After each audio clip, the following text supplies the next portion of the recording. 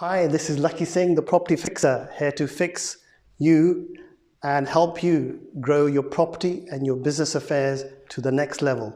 So if you're looking for knowledge and insights about how to get involved in property, solve your problems about scalability in your property business, then do watch our 20-minute clips. We've taken them from hundreds and thousands of videos that we've taken over the last 6 months, and we've broken them into simple chunks which can make them useful for you.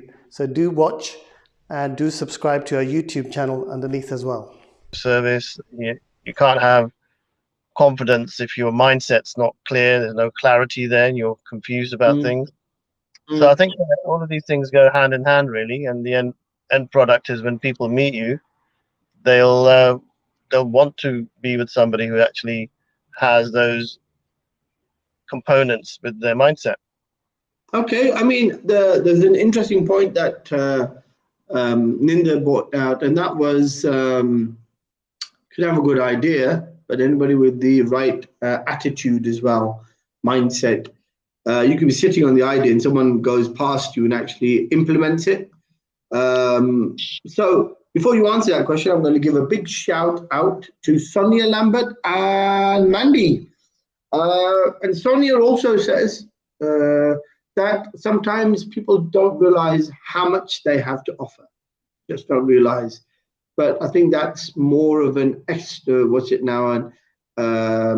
external, understanding of somebody's abilities, and that only a third person can see that in you. But we're talking about people who make a difference, who stand out. So we agree that it's a mind. You've got to have your mindset. It's got to be focused towards being positive and having the right attitude and believing in you and all those positive words that come from the right mindset. But believing and being positive and being able to stay positive is itself, I think, one of the major things that lots of people are having to face, and not just business people, not commercial people, but the regular 9-to-5 workers. It's like being locked up all of a sudden, out of the blue, for no apparent reason, a fault of their own, and they've now been, they've been thrown into a dark position where they don't know what's happening. Will they have a job? Will they not get a job? How will they work in future? Will their work, styles change? People who are not used to working on a laptop, they may have to change their style. People who are used to working on a laptop before may find it easy, etc., etc. But I think Ninda brought out another important point, I think, and that was, the ability to adjust and see beyond the problem and look for alternative solutions. And Lakhi also is a very positive individual who has that ability. So Ninda, this publishing business, you're saying this did this come out of the idea of COVID, or was this pre-planned and you just sort of implemented it and realizing that COVID wasn't going to allow you to continue doing the events part of your business, and you just sort of like fast-tracked the publishing side? Or was this a deliberate adjustment in your plan, realizing that the lockdown was going to affect everything that you're doing? Okay, so our long-term strategy was to build what we call an ecosystem, because we knew events alone wasn't enough. So we always wanted to build an ecosystem. And when you're in good times and things are going well, that's when you make your plans. In other words, you start preparing for things to change. I interviewed on my podcast, and by the way, if everybody wants to listen to my podcast, it's called The Business Influence, and we've had all kinds of brilliant people on there. And we had a guy who talked about crisis management. And he said, most people say, well, how do you deal with a crisis? He said the trick is to plan for a crisis. Because when you're in a crisis, you don't actually think optimally as you would do when you're not in a crisis, if that makes sense. So your thinking is better when you're at your best. than rather than when you're at your worst, because, you know, emotion takes over. So we'd always planned to do a magazine, always. So obviously when COVID came along, we suddenly had the resource to do it. Now, from a startup, our current issue coming out next week features the guy who founded Reebok. Do you remember Reebok, the trainers? Yes, the first rival to Nike and Adidas. That's right. Now, that was a British company which was started in Bolton, then sold to Adidas. Was that in the 50s, was it? Sorry? Was that in the 50s? No, mate, the company was started in the 50s by his grandfather started it in 1900. He took over in the 60s. And when you read his story, or in fact, you don't have to, you can just listen to it on the podcast and just go to the Business Influencer podcast. It's on Spotify and Apple. You'll hear his story, and it's remarkable. Now, when I started the magazine, little did I know I'd be interviewing someone who sold his business to Nike when they were turning over 5-6 billion. Who would have thought when I set up the magazine, I'd be talking to the best-selling author and management guru Seth Godin, who also sold his company to Yahoo. And who would have thought that when I set up the magazine, I'd be interviewing people like the chief exec of WPP, which was the biggest advertising company in the world, and he's made a sir because of that. And, you know, these are just some of the billionaires we're now interviewing, both for the podcast and for the magazine. If you say can I ask you something, Linda? I didn't mean to butt in there. Can I understand having access to these people and getting an interview with them? But what market does your magazine appeal to? Because that sounds like a very corporate-y sort of market, which is probably giving advice to companies and other corporations and how to modify the business models at the moment in light of COVID. No, is that the type of person you're attracting, or is it no? So the magazine is for anybody who's in business, who wants to start a business, who wants to be inspired by how other people have done. There are stories in the magazine of people who've struggled during COVID. We've got a story in there where this chap was running a business and his father died of COVID and how he handled that. We've got stories of people who are clear winners in COVID. So there's a guy who managed to get an interview and then started working with Stelios from the Easy Group. So we've got an interview in the current issue from the Easy Group. So we've got people from all kinds of places, from all different countries. So there's a great piece from a guy called Mark Schaefer, and he talks about marketing in the new post-COVID era. And he's a professor of marketing in America. We've got an article about how to sell in a post-COVID era, because remember, sales and marketing are different.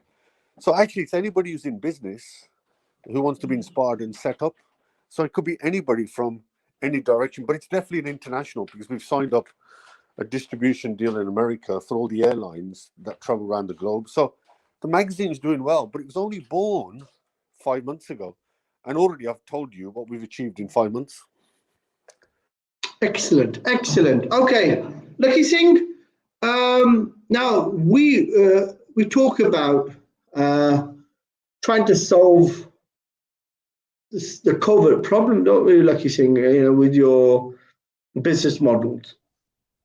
And you're a gentleman who probably works with the masses rather than with a handful of specialists.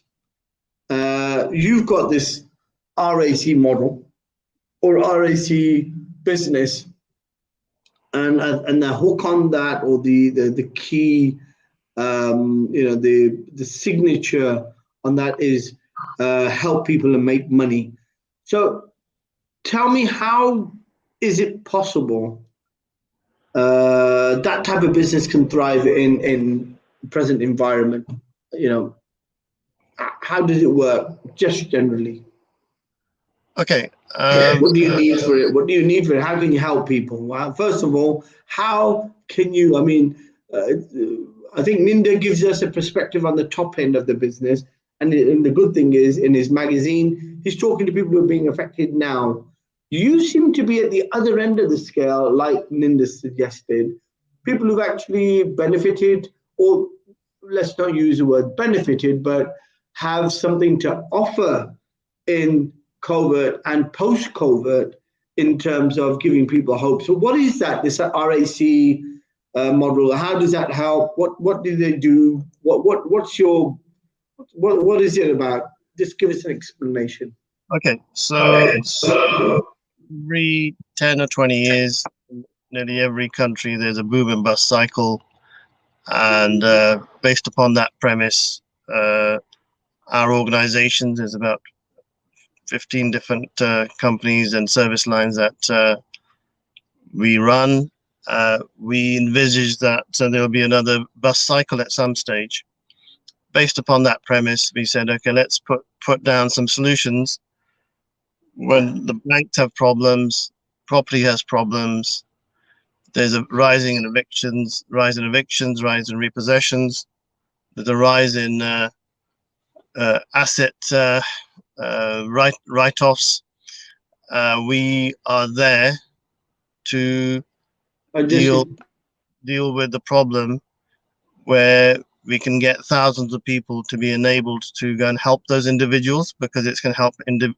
It's going to be a problem for individuals, the masses. So we set out on our journey about 15 years ago with that premise, and this is where we've got to now, which is that we've devised about 50 different solutions to help people who are in some sort of pickle over property, business, finance, health. They may be losing their personal house, they may be losing their property portfolio. And the way the things are at the moment, with Brexit, potential interest rate hikes, economic downturn after a year's worth of no business, with probably potentially the biggest depression and the biggest hit on the hospitality industry ever in the last 300 years. Inevitably, there's going to be a downturn. So what we've done is we've devised a solution. It's called RAC, which stands for Rescue Associate, where anybody could become a member who's basically got the ability to communicate well, network, and have got knowledge of property or business. They can go out and literally help people. So it's more of a helping, almost like a semi social enterprise, because we're helping people who could potentially become homeless in the worst case, or they could have a large chunk of their portfolio or their business getting written off because they weren't prepared for this crisis at the moment. What about other things it does? Does it give employment to people? I mean, you're talking about people who are losing things. What about the hope that it gives to people to be able to generate revenue? Does it do that in terms of, if they are going to be losing their home, if they've got revenue coming in? Surely isn't that one way of, I mean, these people are in desperation or in difficult environments. Isn't one of the problems that there isn't any business around? Your furlough doesn't really give you a lot of money. It's just basics. Is there anything there that gives people hope that they can effectively look for self-employment or working from home? I was wondering when you're going to ask me that. Yeah, because I know a little bit about it. Okay, so basically we've got the whole structure of becoming an associate is geared around helping people, but also creating an income. So it's the fastest growing property and business solutions network in the UK, is the other sort of tagline for what we're doing here. And it's taken us 14 years of trialing and testing every single aspect of providing these solutions to the market, from Northern Ireland to Scotland to Southern Ireland to London to the whole country, pretty much. And the most exciting point is that we are now able to put this into place and get people signed on, and we're offering a massive discount, pretty much a free membership for anybody who wants to become a basic member, which is normally £2,000. And Sonia and Mandy are now looking, who are actually now watching, are looking to become members. And it's going to be something that could fundamentally change people's lives.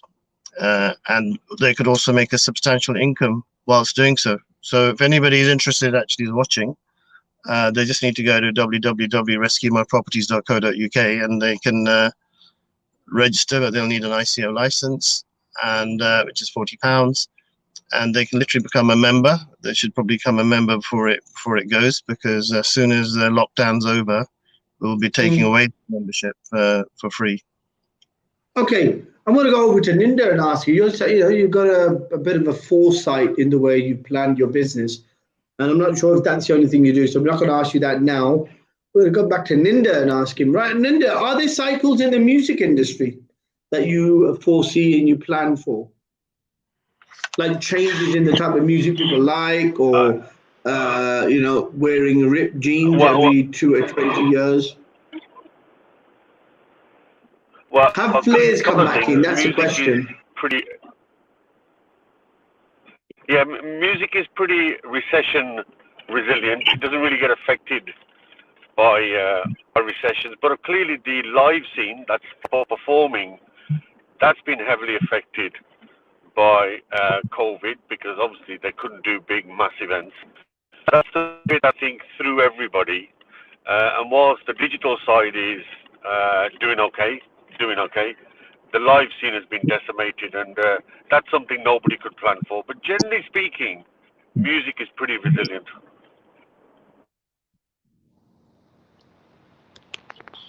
Okay, Ninda, I think your mic, either you're away from your mic, because it sounds as if you're talking to one of those old-fashioned, the microphones. No, what it is, what it is, I'm driving and speaking to you as I'm driving, so it's handheld. Very nice, very nice. I like that.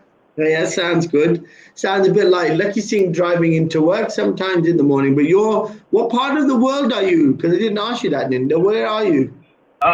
I'm in Birmingham. Trinidad. Well, last time I spoke to somebody, no, I said Birmingham. Mauritius. I did the accent. What do you say? Mauritius? Pardon? Oh, I wish it was. So where are you then? I'm in Birmingham. Oh, right, okay. Birmingham, right, okay.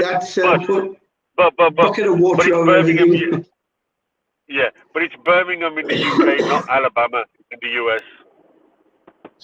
It's what? It's Birmingham in the UK, not in Alabama in the US. Right, okay. So I didn't get that one said, but he said something in another language.